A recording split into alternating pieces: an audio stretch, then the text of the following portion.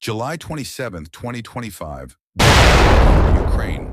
But the light brought no peace. The horizon trembled as engines roared in the distance. And then, like a flood spilling over a broken dam, dozens of North Korean tanks and thousands of infantry crossed into Ukrainian soil. This was supposed to be a perfectly choreographed assault. Months of training, millions in equipment, and a promise to their Russian allies that Pyongyang could deliver a decisive blow. Instead, within minutes, it descended into a nightmare. Suicide drones, to spearhead the push, erupted prematurely in blooms of orange fire, raining shrapnel on the very troops they were meant to protect. T-90 battle tanks, once paraded through Pyongyang as symbols of military pride, vanished in bursts of smoke and fire, their armor shredded by unseen forces buried beneath the soil. One armored carrier's entire hull lifted off the earth, tumbling like a toy before slamming upside down. The crew never had a chance to climb out. What began as a show of dominance had, in moments, become a slaughter. Across the plains, the sounds of mechanical failure and human panic mingled into one dreadful symphony. Reactive armor tiles detonated like popcorn, spraying sparks and molten metal. Fuel lines burst, igniting tank crews alive inside their steel coffins. Even medics, sprinting through the chaos to reach the wounded, found themselves caught in crossfire. One North Korean recruit, barely old enough to shave, crawled free from a blazing vehicle, his uniform singed and his face streaked with soot. He stumbled towards safety, only for a secondary blast to engulf him in a flash. From the tree lines and ridges, the Ukrainian defenders struck, precise, unrelenting, invisible until it was too late. There was no cover to retreat to, no supporting airstrikes overhead, no reinforcements waiting in the wings. This wasn't a battle. It was an ambush, and the North Koreans had walked into it willingly. Beneath the rolling thunder of explosions, an eerie stillness lingered, the kind of silence that only follows when hundreds of lives vanish in minutes. But how had Pyongyang's mechanized might failed so spectacularly? What trap had been waiting in the fields of eastern Ukraine? Stay with me. You're about to find out. High above the Donetsk region, satellite feeds picked up something both startling and historic. A colossal armored convoy, longer than any seen since the earliest days of the war, was moving west from a seized Russian base. But these weren't Russian tanks. They were North Korean. Military insignias painted boldly across their hulls confirmed it. Pyongyang had entered the war directly. This was no token gesture. It was an all-out armored assault designed to break Ukrainian resistance and send a message to NATO's Eastern Front. We're not just with Russia, we're coming for you. Leading the way was a formation of 80 kamikaze drones, flying low, skimming treetops, and carrying enough explosives to crater concrete bunkers. They weren't here to scout. They were here to obliterate. Behind them rumbled 60 T-90 main battle tanks, 40 armored personnel carriers, and more than 800 elite North Korean troops trained in mechanized warfare. Western defense analysts would later calculate the strike force's value at over $370 million USD, a staggering investment for a nation strangled by sanctions. But that was part of the statement. This wasn't about money. It was about power projection. North Korea's leadership believed Ukraine was overextended, reeling from months of relentless conflict. They were wrong, because while the convoy advanced across open farmland, deep beneath that soil, Ukraine had been preparing something devastating. Before I reveal it, tell me in the comments where you're watching from. 3 square miles of land, stretching west of the enemy's expected path, had been transformed into a killing ground. For 17 consecutive nights, soldiers from Ukraine's 93rd Mechanized Brigade, under the command of General Mykola Mikolichenko, worked in absolute secrecy. What they built wasn't just a minefield, it was an engineered death trap.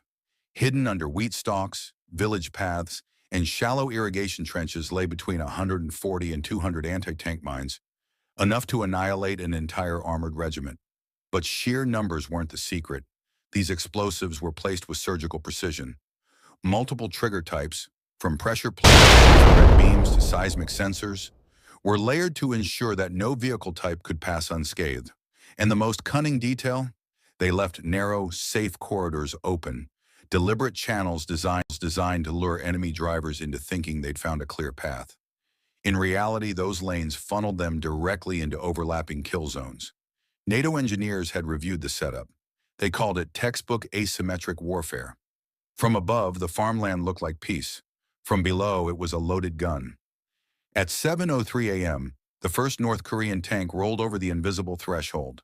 A deep, muffled blast tore through the still air, and 65 tons of armored steel became airborne debris. Its turret, and a massive solid block, was hurled nearly 50 feet into the sky before crashing into a distant tree line. In just 4 minutes, 17 tanks were out of commission, most without Ukraine firing a single shot. Inside a camouflaged Ukrainian command truck, drone operators watched through thermal cameras. Every detonation was marked in real time, positions updated, and targets tracked. Above, recon drones hovered silently, updating feeds every 12 seconds. A Ukrainian supply vehicle carrying replacement drone batteries took a wrong turn. Its GPS waypoint had been misread, and it drove within 2 meters of the minefield's outer edge. One more meter, and the chain reaction could have wiped out weeks of preparation. Through the headset, an operator screamed a warning. The driver slammed the brakes, dust billowing around the truck as it skidded to a halt. Crisis. Barely avoided. It was a chilling reminder that even the most brilliant plans in modern war balance on a knife's edge. But Ukraine's trap remained intact. And the North Koreans? They were bleeding. In oil, in steel, and in lives. And this was only the opening act. 7:15 a.m., just 12 minutes after the first explosion, the earth trembled again. Not from mines this time, but from engines, from 3 concealed positions. South behind the tree line, west along a ridge, and through a hollowed-out village lane, Ukraine's armored counterstrike began. 32 T-84 Oplot tanks surged forward, their ceramic armor catching the morning light, engines screaming as they closed in at 70 km/h. Alongside them rolled 10 2S-22 Bodana self-propelled howitzers, each preloaded with GPS-guided shells accurate to within 2 meters. Flanking both sides of the assault were mobile anti-air platforms, their 6-barrel rotary cannons poised for what they knew would come from the sky. North Korean forces, reeling from the minefield's destruction, scrambled. Turrets spun wildly. Soldiers leapt from vehicles, shouting conflicting orders into overloaded radios. It didn't matter. Ukraine's counterattack wasn't improvised. It had been timed to the second. The moment the first mine went off, the assault clock started ticking. In the first 90 seconds, 9 more North Korean tanks were destroyed by direct fire. One Oplot shell ripped clean through 2 armored carriers before the second even had time to break. Flames engulfed it instantly. Above the chaos, 33 surviving North Korean kamikaze drones, those that had failed to detonate earlier, dove toward the advancing Ukrainian armor in a last desperate strike. But Ukraine was ready. Mounted on both flanks of every tank formation were Cheval 6 rotary cannons, 6-barrel monsters spitting out 4,000 rounds a minute. Guided by infrared tracking and stabilized by gyros, they chewed the drones out of the sky. In less than 4 minutes, 47 of 53 drones were shredded midair. Some exploded only meters above Ukrainian tanks. But their blast force was redirected upward by reactive armor panels, leaving the crews unharmed. The handful of surviving drones lost control entirely, fooled by Ukraine's electronic warfare systems, broadcasting fake GPS coordinates. One crashed harmlessly into a hillside. Another buried itself in the side of an abandoned barn. The trap had sprung, and Ukraine was only just getting started. Then came the thunder. From a ridgeline barely 600 meters east of the smoldering kill zone, Ukraine's concealed artillery batteries roared to life. The 2S-22 Bodanas opened fire, their GPS-guided shells detonating with proximity fuses that burst 3 meters above fleeing troops and transport vehicles. Each explosion was a crown of steel and flame, showering the retreat with razor-edged shrapnel. One shell found its mark on a convoy fuel truck. The detonation ripped the tank apart, igniting a rolling fireball that consumed 3 nearby medical transports in a heartbeat. From inside the lead Oplot tank, Commander Vadim, the Wolf Kovalenko, watched the chaos through his hull camera and spoke the words that would later echo across military briefings. They didn't retreat. they disappeared. By 7:31 a.m., only 16 minutes after the first mine had gone off, the battle lines had reversed completely. What had begun as a ferocious North Korean blitz was now an unraveling rout. And yet, in the most devastating strike was still to come. The once proud spearhead of North Korea's 42nd Armored Regiment lay in ruin. Columns of thick black smoke curled upward from burning tanks. Shattered drone fragments littered the fields. The radios, once alive with orders, now hissed in near total silence. Months earlier, Ukraine had quietly crafted Operation Frost Hook, a multi-layered maneuver meant to trap and destroy any enemy unit that breached the Donetsk perimeter. Now, with the invaders in disarray, the order was given. Execute Frost Hook. From foxholes hidden under camouflage netting, from barns that looked abandoned for decades, from shallow irrigation culverts and tree lines, they rose. 850 Ukrainian infantry soldiers, silent until now, emerged like phantoms. For 36 hours, these troops had lain still, their body heat masked by specialized camouflage blankets and biometric sensors keeping their temperatures low enough to evade thermal drone detection. They were not conscripts. They were Ukraine's finest. Thermal sharpshooters armed with X-ray 12 AVX scopes that could distinguish a squad leader's helmet from a regular soldier's. Anti-armor RPG-29 crews carrying tandem-charge warheads designed to punch through 600 millimeters of reactive plating. Electronic warfare teams, each with portable jamming units small enough for 2 men to carry, capable of cutting drone communications within seconds. Drone-guided mortar teams ready to drop precision fire on any regrouping formation. As the retreating North Korean troops spilled from burning carriers, trying to form a defensive line behind a collapsed farmhouse, the air came alive. RPG-29 rockets screamed through the haze, striking with deadly accuracy. One round slammed into a North Korean ammunition truck, setting off a chain of detonations so violent that a fireball rose 3 stories high and the shock waves shattered windows in a village nearly a kilometer away. From the ridgeline, the thermal snipers hunted without mercy, each round seeking out leadership.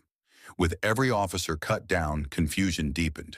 In 6 minutes, over 110 North Korean soldiers were killed or incapacitated. Some tossed their rifles and ran for the tree line. Others crawled face down, trying to disappear into the grass. But there was nowhere left to run. Hours earlier, Ukraine's 3rd Airborne Recon had infiltrated behind enemy lines via an old Soviet drainage network, tunnels the invaders didn't even know existed. Now those airborne troops emerged in the rear, cutting off the last escape route. The North Koreans were trapped between 2 walls of gunfire, and the walls were closing in. Amid the wreckage under a burning pine tree, Ukrainian medics found a man in a torn uniform, bleeding heavily from the head but with boots suspiciously clean. Slung over his shoulder was a Russian-made GPS command device, still powered on. A quick biometric scan confirmed it. Colonel Kim Un-ho, commander of the 42nd Armored Regiment. He had tried to disguise himself as a wounded private, but a sharp-eyed sergeant noticed the satin-lined officer's field cap stuffed under his vest. Within minutes, the colonel was stabilized, restrained, and lifted aboard a medevac helicopter. In his possession, encrypted solid-state drives containing the next 72 hours of North Korean operational orders, plus fallback positions for 4 additional regiments stationed near the Azov front. Ukrainian intelligence would later call this the most valuable battlefield capture of the entire war. By 8:05 a.m., just 85 minutes after the first tank crossed the minefield, the North Korean offensive was over. The numbers told the story. 42 armored vehicles destroyed, 14 more abandoned in retreat. Over 230 North Korean soldiers killed or captured. One regimental commander extracted alive with intelligence capable of altering the next phase of the war. From space, satellite images showed the carnage. A blackened scar stretching 2.7 kilometers, smoke pillars twisted. From above, Ukrainian drones recorded fuel trucks still burning hours after the last shot was fired.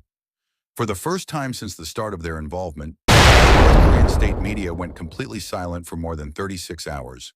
No triumphant speeches, no propaganda broadcasts, no denial. According to Western intelligence, 3 senior generals from the Korean People's Army were placed under immediate investigation. One was allegedly arrested while attempting to flee the capital. Ukraine, on the other hand, did not gloat. In Mykolaiv Military Hospital, medics treated both their own and North Korean wounded. One photograph, a Ukrainian corporal kneeling beside a trembling 19-year-old North Korean conscript with burns across his face, offering him a canteen of water, went viral worldwide. The morning of July 27th, 2025 will be remembered not just for its tactical brilliance, but for what it revealed. North Korea had unleashed a $370 million mechanized strike, armed with drones, tanks, and elite infantry, confident that sheer firepower could force victory. But in less than an hour and a half, that force was dismantled, not by overwhelming strength, but by preparation, patience, and precision. Ukraine turned farmland into a fortress. They transformed silence into a weapon, and they shattered an armored column using strategy rather than brute force. In the end, 42 armored vehicles lay destroyed, hundreds of enemy soldiers were neutralized, and a commander carrying vital intelligence was taken alive. But perhaps the most enduring image from that day is not one of fire and destruction. It is that of a soldier choosing mercy in the middle of carnage.